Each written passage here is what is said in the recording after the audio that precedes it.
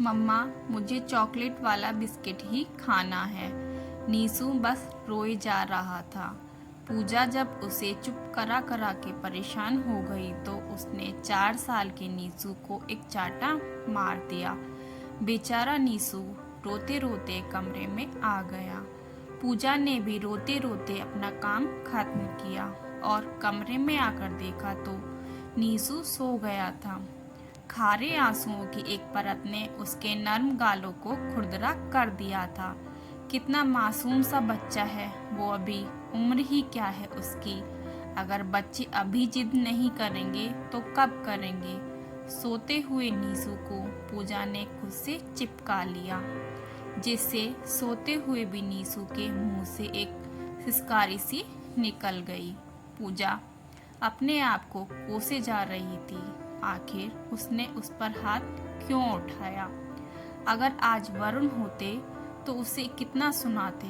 जब कभी वो वरुण के सामने नीसू को जरा जोर से बोल देती थी तो वो तुरंत बोलते थे, मेरे बेटे पर क्यों चिल्लाया ना करो, भले ही मुझे कुछ कह लो। पर उसे नहीं, और आज तो उसने हाथ उठाया था। वरुण तो उसे कभी माफ नहीं करेगा। वरुण की याद आते ही पूजा का दिल जोर जोर से रोने लगा।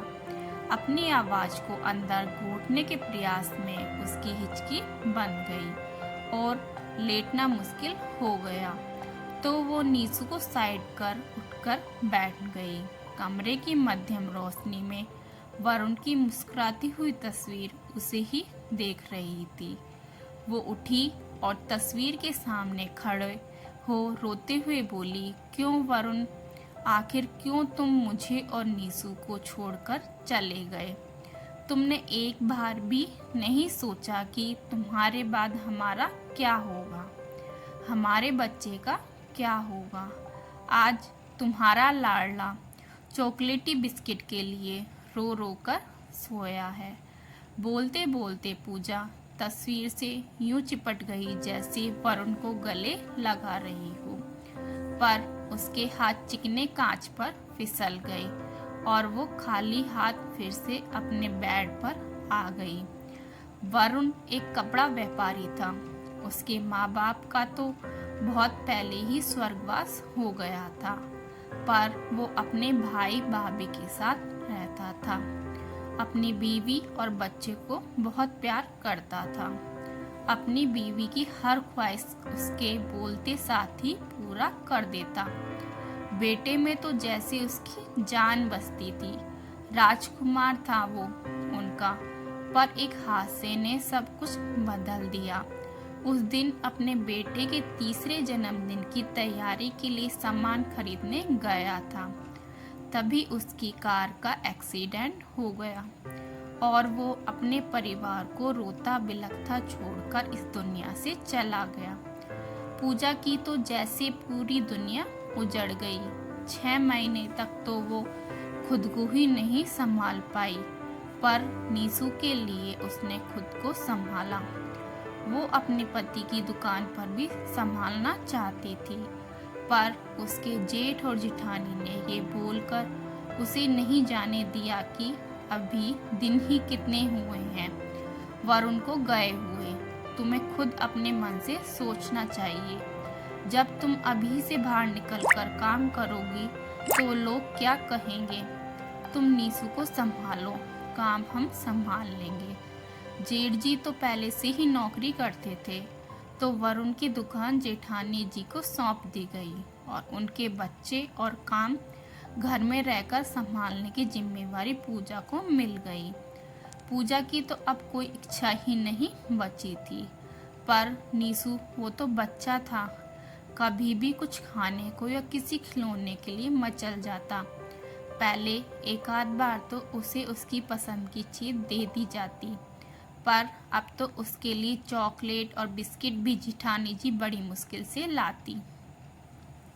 आज तो हद ही हो गई जब पूजा ने अपनी जेठानी से नीसू के लिए चॉकलेटी बिस्किट लाने को कहा, जो उसे बहुत पसंद है और बहुत जिद भी कर रहा था, तो गुस्से में लगभग चिल्लाते हुए कहा, ये सादा बिस्किट लाकर रखे हैं, यही खिलाया करो।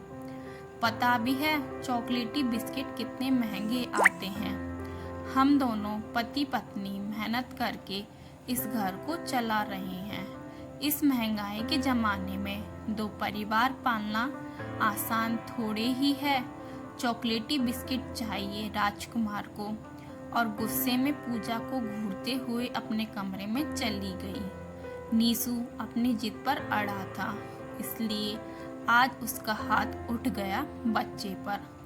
तभी नीसू की धीमी सी आवाज़ से उसका ध्यान टूटा। वो नींद में बड़बड़ा रहा था, पापा मम्मा ने मुझे मारा, पापा मम्मा ने मुझे मारा।